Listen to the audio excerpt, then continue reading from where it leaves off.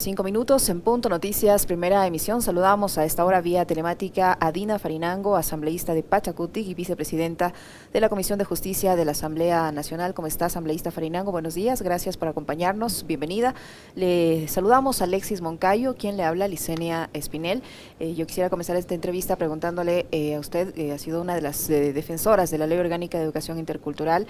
Los profesores de la UNE, al menos de ese sector del magisterio, se han declarado en huelga de hambre algunos, otros dicen que van a continuar con esta lucha para defender estas reformas que, entre otras cosas, pues incluye una revisión salarial y la estabilidad laboral de los docentes. ¿Cómo mira usted esta situación de los maestros? Buenos días, bienvenida. Me parece que tiene En que primer activar su lugar, micrófono. buenos días a ustedes, a Pichincha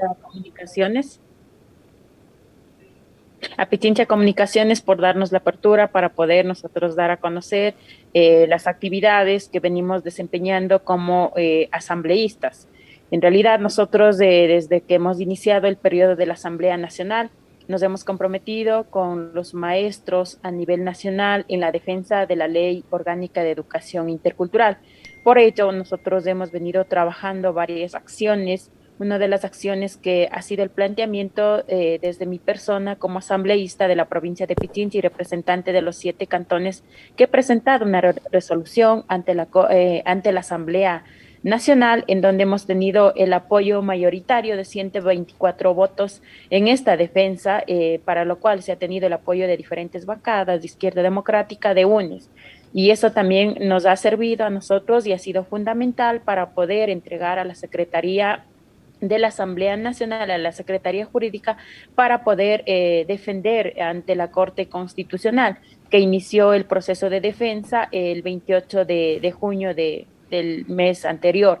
Por ello, también, igual manera, yo he presentado un amicus curiae en calidad de asambleísta, igual para esta defensa, que hemos visto que ha tenido mayor acogida, que quizá tal vez no solo es por el tema de los maestros, sino también es por la calidad de educación, por la institucionalidad verdadera de una educación bilingüe intercultural, considerando que Ecuador tiene 14, 14 pueblos y 18 nacionalidades. Por ello también no solo debería de quedarse en membrete como educación bilingüe, sino más allá de poder nosotros llegar a trabajar con una verdadera institucionalidad, que serían beneficiados los niños, niñas y adolescentes que están dentro de la educación pública. Y por ello también he estado en la defensa, porque yo me he formado en una institución pública desde la primaria hasta obtener el título universitario, que es la Universidad Central del Ecuador. En eso nosotros hemos venido trabajando esas acciones, y por ello también solidarizarme a nivel de las diferentes provincias que han tomado esta decisión, los maestros, de declararse en huelga de hambre, que desde este día lunes 12 de julio están en las afueras de la Asamblea Nacional. Desde los asambleístas y desde el movimiento Pachacuti, desde su bancada, van a tener todo el apoyo y el respaldo, esperando que, de acuerdo a los procedimientos legales establecidos dentro de la Corte Constitucional, podamos tener una respuesta favorable. Asambleísta, ¿cómo le va? Muy buenos días, un gusto saludarle. Más allá del, digamos, uno de los temas de los que más se habla, más se comenta cuando nos referimos, o en general la opinión pública habla sobre el tema de la ley intercultural bilingüe, es el de la apertura de las famosas escuelas unidocentes. Pero más allá de eso, estructuralmente, ¿qué es lo que tiene que reformar esta ley para que pueda ir en beneficio, sobre todo de las zonas rurales, para que ahí la educación pueda cobrar otro tipo de vigor?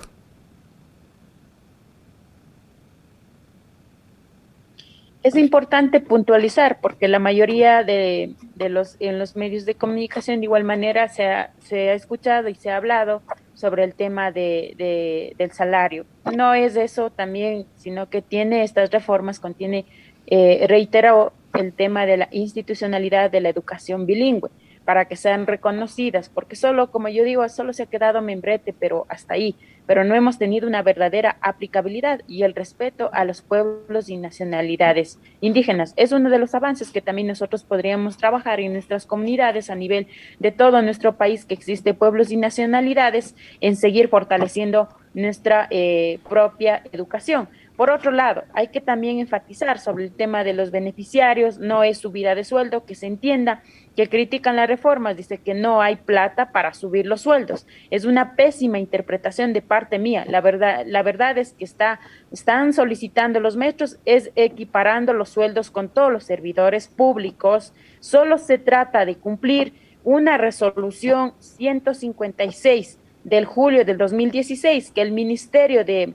Trabajo, que estableció que los servidores públicos tengan títulos de tercer nivel, deben de estar ubicados en la escala del sector público, o sea, 2, 3, 4 o 5 según sus años de servicio. Eso es lo que se ha estado pidiendo en estas reformas y que la Asamblea anterior ha aprobado estas reformas. Yo no entiendo por qué frente a todas estas denuncias ante la Corte Constitucional, el rato que se estaba aprobando favorablemente estas reformas, quizá tal vez no pusieron algún pronunciamiento ante la Asamblea Nacional. Eso es uno de los beneficios que tendrán y por otro el incentivo a la preparación. Los maestros deben de deben de capacitarse constantemente. El esfuerzo debe ser también reconocido porque no solo es de 2, de 3, 4, 5 años de lucha, sino que también se vienen preparando a través del Ministerio de Educación igualmente o tal vez con su propia inversión se han preparado para tener mayor conocimientos y poder dotar una educación de calidad. Esos son lo que nosotros contiene las reformas. Los beneficiarios, como le había mencionado, son más de 160,000 docentes de los que se benefician de estas reformas, los maestros, los niños, niñas, sobre la calidad de educación. Asambleísta Farinango, está bien, creo yo que nadie se le ocurra a estas alturas desconocer los derechos de los docentes ni todos los situaciones que se incluyen en esta normativa. El problema es el financiamiento y tal es así que el anterior gobierno, del señor Lenín Moreno, rechazó esta iniciativa de la legislatura precisamente porque no había dinero para financiarlo. Y en ese mismo sentido se ha pronunciado la actual administración del presidente Lasso. No hay fondos, dicen, para cubrir lo que implica aplicar esta reforma. Ustedes quedan bien con los docentes y con el país porque es una maravilla, está la ley allí, pero ¿qué pasa con los recursos? ¿Cómo se garantiza la cobertura de estos recursos para cumplir con los docentes? Más allá del tema de los recursos, ningún gobierno ha cumplido, como establece en la Constitución, del 6% del Producto Interno Bruto para la asignación de la educación, de la salud, pero este gobierno se ha comprometido anteriormente en época de campaña, lo hemos escuchado y el pueblo ecuatoriano lo sabe, en donde que va a dar prioridad al sistema educativo y al sistema de salud. Pero vemos que no hay la voluntad política para poder seguir trabajando en bienestar de nuestra niñez, de nuestros jóvenes, de tener una calidad de educación. Solo van a quedar en palabras. Nosotros como legisladores vamos a seguir trabajando en bienestar de todas las grandes mayorías. Por ello es que nosotros hemos visto si es que durante el plazo establecido que tiene la Corte Constitucional puede haber 2 o 3 escenarios. La Corte Constitucional, ustedes saben que de acuerdo a la Ley Orgánica de Garantías Jurisdiccionales y Control Constitucional en los artículos 88, 89 y 90, señala que los jueces y juezas constitucionales tienen 20 días términos para aportar estos criterios desde que se realizó la respectiva audiencia. Después existe 15 días de término para que el juez o jueza ponente presente un proyecto de sentencia y luego de 10 días de términos adicionales para que el Pleno de la Corte Constitucional igual manera. En definitiva, tendría como 45 días términos, es decir, de 2 a 2 meses y medio, que tendríamos una respuesta frente a la presentada a los amicus curiae ante la Corte Constitucional. Por ello, hay 2 posibles escenarios que nosotros como legisladores, y en especial como Dina Farinango, lo hemos estado tratando ya. El escenario 1 es la declaración de la inconstitucionalidad parcial, que respaldaremos desde la Asamblea con un nuevo proyecto de ley que aglutine las demandas sociales que no fueron tomadas en consideración.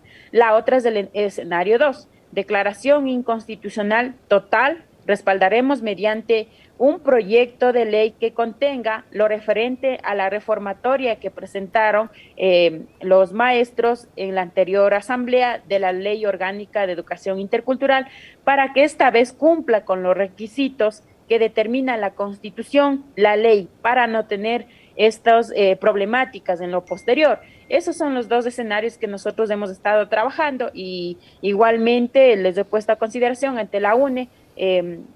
Nosotros vamos a estar en constante comunicación para poder tomar las acciones, cuál va a ser la respuesta de la Corte Constitucional. Y de parte del gobierno, es decir, su contraparte, ¿ha habido algún tipo de respuesta? Ustedes que estuvieron, digamos, en la conformación de esta nueva mayoría legislativa, ¿se habló sobre estos temas también para que formen parte del acuerdo para la gobernabilidad o no? Hay que poner, dentro de que conozca la ciudadanía, nosotros no tenemos ningún acuerdo con el partido de gobierno. Pero vienen votando juntos en algunas cosas, ¿no, asambleísta? Nosotros no hemos votado, al menos mi persona, hemos sido coherentes con la decisión del pueblo ecuatoriano. En las últimas veces, al menos, nosotros no hemos tenido ningún acuerdo. El único acuerdo que tenemos firmado ha sido con la izquierda democrática. No es que nosotros estamos ni cogobernando, eso tiene que saber el pueblo ecuatoriano. Frente a ello, al menos desde la bancada del movimiento Pachacuti se ha planteado y estamos nosotros respaldando esto y también estamos nosotros exigiendo a que el gobierno nacional pueda por lo menos cumplir en las ofertas de campaña que él lo ha mencionado, mejorar la calidad de educación. Y eso es lo que necesitamos, voluntad política, la asignación de recursos económicos para poder nosotros dotar de una calidad de educación. Los maestros se merecen en su justo derecho a reclamar tal vez de que varios años han sido relegados.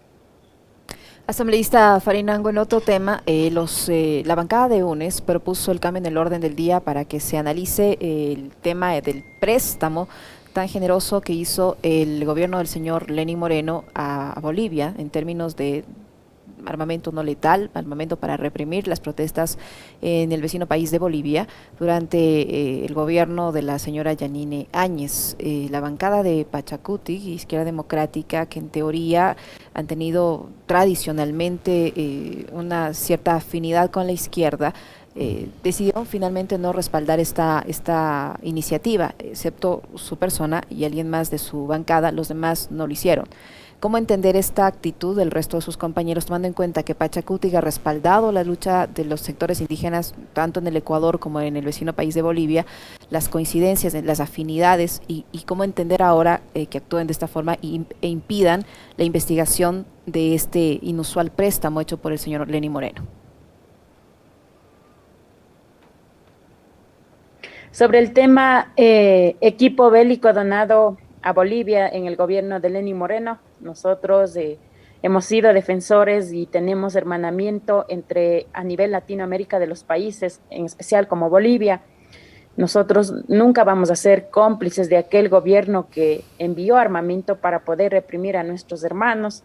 Sobre el tema desde la Asamblea Nacional, si en realidad la bancada de UNES consideró poner en el orden del día un proyecto de resolución para investigar una supuesta donación de equipo bélico a Bolivia, en el contexto del golpe de Estado de Evo Morales, para lo cual es menester mencionar que aún solo existe indicios y fiscalizaremos nosotros desde la Asamblea Nacional. Lo que yo no puedo responder es por toda la bancada. Nosotros yo al menos tuve ese día la sorpresa de que existió un cambio de orden del día.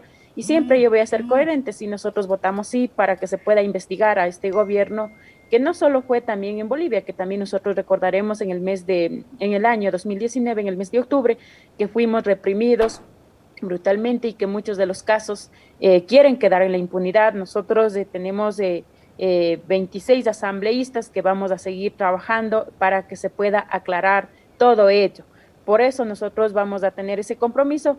Lo que sí hay que aclarar también a la ciudadanía, que dentro de la resolución que presentaba la bancada de UNES existía varias cosas que nosotros hemos hecho unos aportes. El día de hoy se va a tratar este tema. El CIADI se va a tratar el día de hoy, pero no tuvo la aprobación para poder investigar a Lenín Moreno, solo me parece que quedó con 52 o 54 votos que no se aprobó en el orden del día. Nosotros vamos a ver si es que podemos hacer un ajuste nuevamente para que se pueda investigar. Eso es de mi parte y al menos de nosotros somos de izquierda, sí, nosotros vamos a defender a los pueblos de nacionalidades, en especial a los países de Latinoamérica. Y van a apoyar ahora el tema de esta propuesta para que la Asamblea se pronuncie sobre la nueva adhesión del Ecuador al CIADI, porque en el primer intento tampoco ustedes respaldaron, esta vez con el argumento de que estaban tratando el tema del excontralor detenido en prisión preventiva, Pablo Celi. ¿Ahora sí lo van a apoyar como bancada o va a ser así igual voto individual? No, nosotros tenemos una decisión, por eso es que hemos hecho ajustes, hemos llegado a acuerdos con la bancada de UNES, en especial nosotros lo hemos hecho directamente algunos aportes al asambleísta ponente de esta resolución y para lo cual nos van a tener el respaldo. Nosotros siempre vamos a defender la soberanía de nuestro país y vamos a seguir trabajando. A mí me llama mucho la atención, legisladora, le digo esto con mucho respeto además, el hecho de que primero salen parte de la dirigencia de la CONAIE, por un lado, da su posición con respecto de un tema como el del regreso del Ecuador al CIADI, pero después terminan votando en contra de que de que hay un pronunciamiento de la Asamblea. Lo mismo con respecto del tema de octubre. Sabemos cuál fue el rol que jugó Leonidas Issa durante las protestas de octubre del 2019 y resulta que el bloque de Pachacutic se opone a que se le investigue a Lenín Moreno por haber auspiciado un golpe de Estado en Bolivia en contra de un gobierno y de un movimiento indígena. Entonces, sí, esas contradicciones, créame que a mí sí me sorprenden mucho. No sé qué, yo sé que usted no puede hablar por todos los integrantes de la bancada, pero sí quisiera que nos diga cuál es el nivel de relacionamiento, de puentes, de diálogo que hay entre la CONAIE y Pachacuti, que es su brazo político. El día de ayer nosotros hemos tenido una reunión, el primer acercamiento con el presidente de la CONAIE. Ha sido un día muy fructífero para tratar específicamente de estos temas, que nosotros no puede haber tal vez una dispersión, sino nosotros al menos Pachacuti ha sido el brazo derecho de la CONAIE y para lo cual hemos recibido varios lineamientos de nuestro presidente, igualmente de nuestra subcoordinadora nacional, jefe de bancada, y vamos a tener lineamientos siempre pensando en las grandes mayorías, en que sea de interés nacional, de que sea interés del pueblo, y por ello nosotros, me parece que faltó esta reunión anteriormente, pero nosotros nunca es tarde, nosotros hoy más que nunca estamos unidos trabajando en una agenda estratégica, política y en beneficio de todos los ecuatorianos. Asambleísta Farinango, ¿cuáles son esos lineamientos que les ha dado el señor Leonidas Issa, presidente de la CONAIE? ¿Hay líneas rojas que ustedes no van a cruzar por un lado? Por otro, cuando el presidente Lasso iba a realizarse esta cirugía en el exterior, decía que a su retorno se iba a reunir con la dirigencia indígena, con Pachacutic, un poco para calmarles, porque ustedes no estaban de acuerdo con algunas de las decisiones que se estaban adoptando por parte de la administración gubernamental. ¿Y hay una fecha definida para este encuentro? ¿Les han invitado ya para esta reunión? No hemos tenido ninguna invitación pública por parte del gobierno nacional. Nosotros, al menos yo he reiterado en los medios de comunicación, nosotros no vamos a hacer oposición por ser oposición. Jamás vamos a estar de acuerdo con las líneas rojas, con las privatizaciones que ella ha mencionado. Y por el tema también de salir a las movilizaciones, a una movilización pacífica, salir a protestar, que igualmente tendremos nosotros de cárcel indefinido, que tampoco nosotros estamos de acuerdo. La Constitución es tan clara sobre el derecho a la resistencia. Por eso nosotros no coincidimos en varios aspectos que nosotros vamos a estar desde la CONAIE, desde el movimiento Pachacuti, desde otros sectores sociales, demandando, exigiendo a este gobierno que pueda cumplir con lo ofrecido.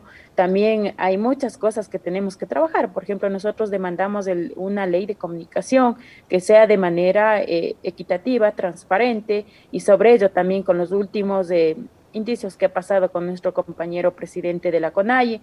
Necesitamos que exista una nueva comunicación, pero que sea recogida desde los verdaderos actores que hacen la comunicación, y no puede también haber esos privilegios para ciertos medios de comunicación. Eso ha sido uno de los puntuales, y otro también el tema de las amnistías del mes de octubre, o compañeros que vienen luchando por el tema de la minería, que existen varios casos que todavía se han quedado ahí relegados y por eso necesitamos la amnistía, trabajar en el tema productivo, el precio de la leche, también que están al menos tenemos una problemática, no solo es a nivel tal vez de la provincia de Pichincha y sus cantones, sino a nivel nacional, que también no existe ese compromiso de parte del gobierno nacional de poder controlar las fronteras y necesitamos también de que podamos tener nosotros nuestro valor agregado. Entonces, todas aquellas cosas que nosotros estamos demandando, vamos a defender los recursos, al menos no estaremos de acuerdo jamás en las privatizaciones que afecten al pueblo ecuatoriano. Eso ha sido uno de los lineamientos que nosotros hemos trabajado y vamos a seguir trabajando conjuntamente con la CONAIE y con el movimiento Pachacuti. Interesante lo que usted menciona. En nuestros primeros 50 días de gobierno, el único proyecto de ley que ha enviado el gobierno nacional del presidente Lasso a la Asamblea ha sido la reforma a la Ley Orgánica de Comunicación. Y fíjese que ayer la presidenta del CORDICOM, del Consejo de Regulación de la Información y la Comunicación, estuvo compareciendo en la Asamblea Nacional ante la Comisión de Relaciones Internacionales. Cosa rara, ¿no? Una comisión de relaciones internacionales tramitando una reforma a la ley de comunicación cuando eso era potestad de la Comisión de Derechos Colectivos, pero solo en esta asamblea puede ocurrir, y en este país puede ocurrir algo así. Pero la señora Janine Cruz lo que dijo es que el periodismo y la prensa no necesitan de censores, entonces que para ella no hay problema si se elimina el Consejo de Comunicación, porque el periodista tan profesional, tan riguroso como es el periodista ecuatoriano, no necesita que nadie le esté imponiendo agendas. ¿Ustedes van a apoyar esa reforma planteada a la LOC por parte del gobierno después del antecedente que usted citaba, lo que hicieron un medio digital con Leonidas Issa, en un canal manejado por el Estado, por cierto? En realidad hemos tenido igual respuestas negativas. Nosotros no vamos a apoyar aquella ley que solo sea de parte del Ejecutivo y que nosotros no podemos hacer aportes, al menos en lo personal, yo rechazaría esa ley y yo no votaría a favor, porque primero, como yo digo, para poder construir una verdadera ley de comunicación que necesitamos, debería de participar los verdaderos actores. ¿Dónde están los verdaderos actores? Haciendo comunicación tal vez desde territorio, conociendo, necesitamos también, ni siquiera se ha cumplido la asignación de los medios de comunicación comunitarios que le compete el 34%. Entonces, por ello nosotros vamos a seguir trabajando y vamos a seguir fortaleciendo nuestros sistemas comunitarios, nuestras organizaciones, nuestras comunidades, y frente a ello, esta ley, al menos si es que no se acoge las peticiones de parte de las organizaciones que van a enviar igualmente propuestas, nosotros, al menos en mi punto de vista, en lo personal, no estaría de acuerdo y mi voto sería por el no. Asambleísta Farinango, ¿usted cree que en la realidad que vive el Ecuador es posible la autorregulación en los medios de comunicación? Mire lo que pasó con el señor Leonidas Issa, mire lo que ha pasado hace varias semanas, que se publicó una lista de asambleístas que supuestamente tendrían informes negativos de la Contraloría y finalmente esa información fue desmentida, que se publican fotos de protestas que no son, que se desubica, se desinforma a la población con ese tipo de noticias, si se las puede calificar como noticias que no las son. ¿Usted cree que estamos preparados para una autorregulación cuando se exige disculpas para hacer un ataque al señor Leonidas Issa y resulta que el gerente del canal dice que han sido derrotados por una minoría? ¿Usted cree que estamos preparados para esta autorregulación? Frente a las últimas comunicaciones que nosotros hemos visto en ese medio de comunicación, yo igualmente, como en calidad de asambleísta, en calidad de miembro de la CONAIE, hemos solicitado al TC Televisión el código ontológico, que hasta el día de hoy la asignación de este medio incautado, porque supuestamente es público, pero también está con una empresa anónima, no hemos tenido ninguna respuesta. El 8 de julio yo he emitido formalmente mediante un oficio, pero no hemos tenido ninguna respuesta. Estas son las respuestas de los medios públicos, llamados públicos, que nosotros como ciudadanos o como calidad de autoridades no podemos acceder a ninguna información. El día de ayer yo les comento que nosotros teníamos en la Comisión de Justicia y Estructura del Estado la comparecencia del TC de Televisión, del director, de igual manera de la Secretaría del estimado Bonilla, pero ninguno de ellos, ni de Derechos Humanos, tampoco de la Secretaría de Derechos Humanos, ninguno de los tres ha venido a comparecer en la Comisión de Justicia para poder aclarar todas estas inquietudes que nosotros tenemos. ¿Qué ha pasado durante todos estos? ¿Por qué le asignan este espacio a personas que tal vez ellos asimilan que por no estar de acuerdo con el código ontológico, ellos se van a retirar o que también se encuentran derrotados? Esas cosas que nosotros lamentablemente tenemos que pasar en nuestro país, como usted lo ha mencionado, nosotros, el sistema de la regularización, nosotros hemos estado más bien trabajando el día de ayer, igual Leonidas Issa, nosotros vamos el día de mañana, vamos a ver si es que tenemos una reunión de trabajo sobre estas temáticas. Entonces, eso ha sido de mi parte, yo al menos me dejan muchas cosas, muchos malos sabores frente a estos dichosos medios de comunicación que ni por lo menos pueden venir a comparecer, y es una falta de respeto no solo para los asambleístas que nosotros conformamos la Comisión de Justicia, sino también para todo el pueblo ecuatoriano. Y con esas actitudes que nosotros el día de hoy que estamos viendo, si nosotros al menos dejan pasar esta ley de comunicación que ha mandado desde el Ejecutivo, tendríamos varias cosas que enfrentar a lo largo del tiempo y no tendríamos tal vez una libertad de expresión. Asambleísta, para ir cerrando, en 20 segundos, ¿cuál es su opinión con respecto de esta reunión que mantuvo Fernando Villavicencio con el presidente Lasso, ¿no? En donde dice que él se ha comprometido a llevar adelante una consulta popular en los próximos meses para eliminar el Consejo de Participación por un lado y también para reducir el número de legisladores de 137 a 70 e ir hacia un modelo de bicameralidad? ¿Cuál es su criterio con respecto a eso? Y no sé si el de la bancada, no sé si lo han discutido ya en Pachacutic. Ya. Bueno, el 13 de julio, en una reunión que mantuvieron entre Guillermo Lasso y Fernando Villavicencio, se dieron las primeras declaraciones de la posible, como es la reducción del número de asambleístas, bicameralidad en el legislativo, la prohibición de la minería metálica, del agua, eliminación del Consejo de Participación Ciudadana y Control Social. Respecto en el punto, es algo delicado que ponen en juego la representatividad, puede expresarse en el legislativo de un país, más aún en dos cámaras. Resulta incluso en Europa una configuración que tiene demasiados retrasos en el proceso de formación de una ley y en procesos de fiscalización, igualmente juicios políticos. Por ello nosotros vamos a analizar, pero son estos criterios muy personales que yo emito ante los ciudadanos, y por eso nosotros en la bancada aún hemos topado este punto, pero nosotros vamos a seguir trabajando. En el punto 2, el tema que va estricta defensa de los derechos de la naturaleza y la preservación del agua como recurso vital y el derecho humano.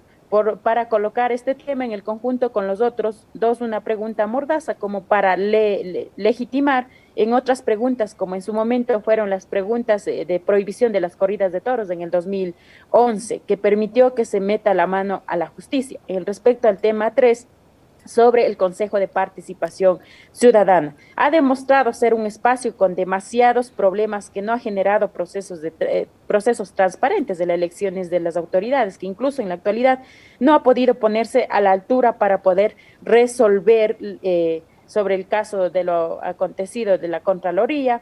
Y por ello nosotros también frente a ello vamos a trabajar en estos temas, en definitiva con toda la consulta popular.